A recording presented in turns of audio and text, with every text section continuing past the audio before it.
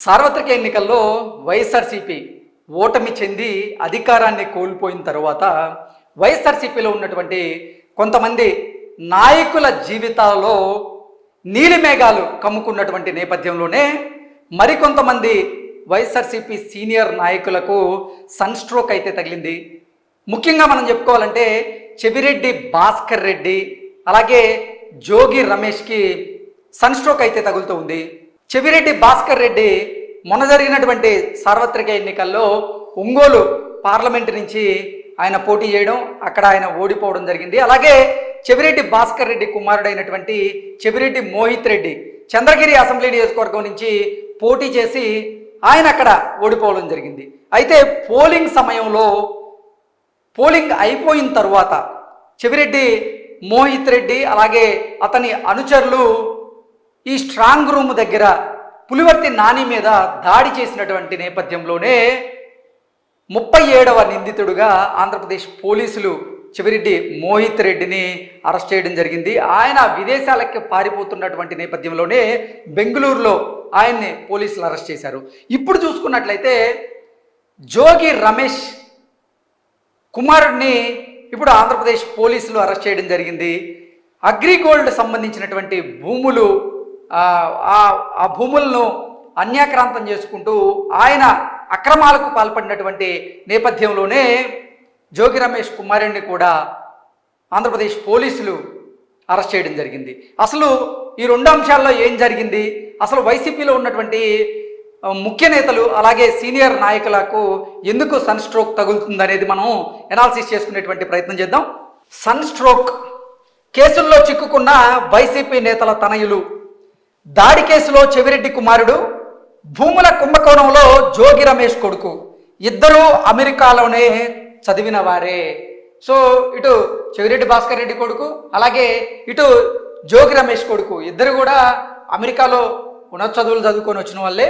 వారసత్వంతో పాటే అవినీతి మరకలు మనం చూసుకున్నట్లయితే జోగి రమేష్ గారి కుమారుడైతే మొన్న జరిగినటువంటి ఎన్నికల్లో పోటీ చేయలేదు, కానీ చెవిరెడ్డి భాస్కర్ రెడ్డి కుమారుడు మొన్న జరిగినటువంటి అసెంబ్లీ ఎన్నికల్లో సార్వత్రిక ఎన్నికల్లో ఆయన పోటీ చేసి ఓడిపోవడం జరిగింది. అయితే తండ్రులకు ఉన్నటువంటి అవినీతి మరకే కొడుకులకు కూడా అంటుకుంది అనేటువంటి ఉద్దేశంతో ఈ ఆర్టికల్ రాయడం జరిగింది.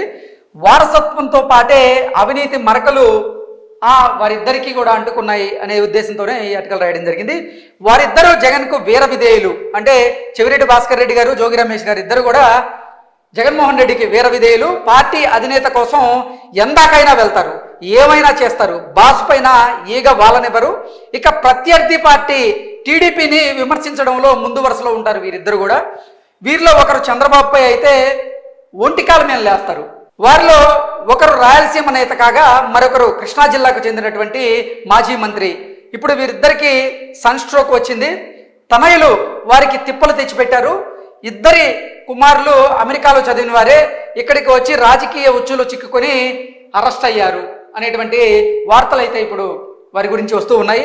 మొదట మోహిత్ రెడ్డి గురించి కనుక మనం మాట్లాడుకుంటే, ఇందాక మాట్లాడుకున్నట్లుగా మాజీ ఎమ్మెల్యే చెవిరెడ్డి భాస్కర్ రెడ్డి వైసీపీ అధ్యక్షుడు జగన్కు అత్యంత సన్నిహితుడు.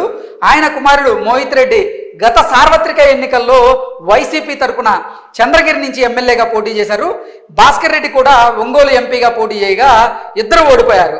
ఎన్నికల రోజున తిరుపతిలోని శ్రీ పద్మావతి మహిళా విశ్వవిద్యాలయం క్యాంపస్లో ఈవీఎంల స్ట్రాంగ్ రూమ్ వద్ద తెలుగుదేశం పార్టీ అభ్యర్థి పులివర్తి నానిపై దాడి జరిగింది.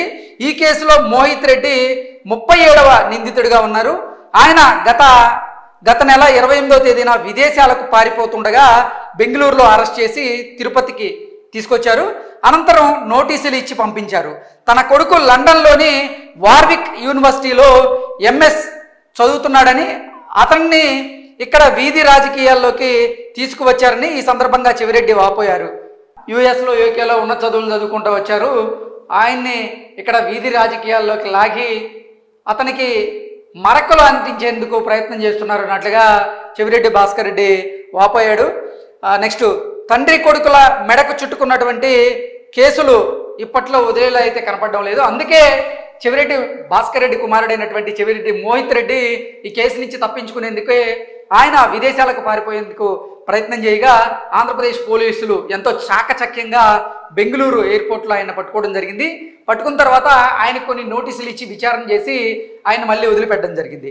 ఇకపోతే ఇప్పుడు మనం మాట్లాడుకోవాల్సింది జోగి రమేష్ కుమారుడైనటువంటి జోగి రాజీవ్ గురించి.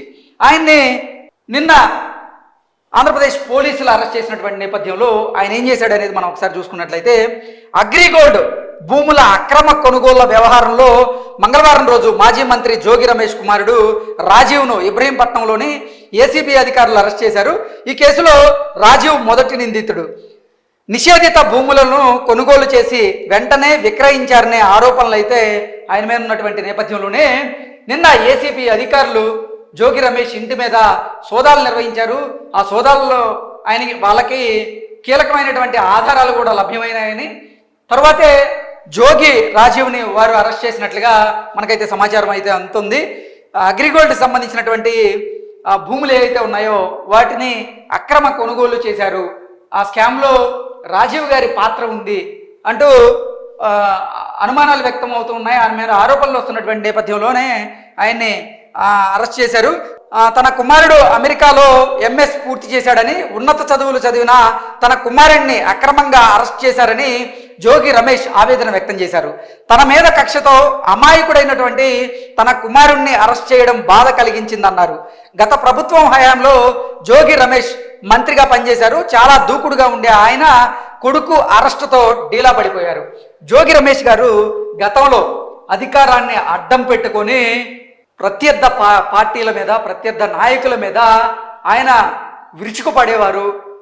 ఆయన అంటే రకరకాలుగా కొన్ని పదాలను వాడుతూ అందరి మీద బురద జల్లేటువంటి ప్రయత్నం చేసేవారు అంటూ కూడా తెలుగుదేశం పార్టీకి సంబంధించినటువంటి కొంతమంది నాయకులు వీరి మీద ఆరోపణలు చేస్తూ ఉన్నారు. అధికారాన్ని అడ్డం పెట్టుకుని గతంలో నువ్వు చేసిన పాపాలు ఏవైతే ఉన్నాయో అవే ఈరోజు మీ కొడుకు పాలిట శాపాలుగా మారాయంటూ కూడా కొంతమంది తెలుగుదేశం పార్టీకి చెందినటువంటి నాయకులు వ్యాఖ్యలు చేస్తున్నటువంటి నేపథ్యంలోనే ఇప్పుడైతే జోగి రాజీవ్ మాత్రం ఏసీపీ పోలీసుల అదుపులో ఉన్నారు.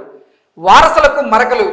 వైసీపీలో చెవిరెడ్డి, జోగి రమేష్ ముఖ్య నేతలు, అలాగే భాస్కర్ రెడ్డికి మోహిత్ రెడ్డి రాజకీయ వారసుడు కూడా. అధికారంలో ఉన్నప్పుడు వారు చేసినటువంటి పొరపాట్లు పిల్లలను వెంటాడుతూ ఉన్నాయి.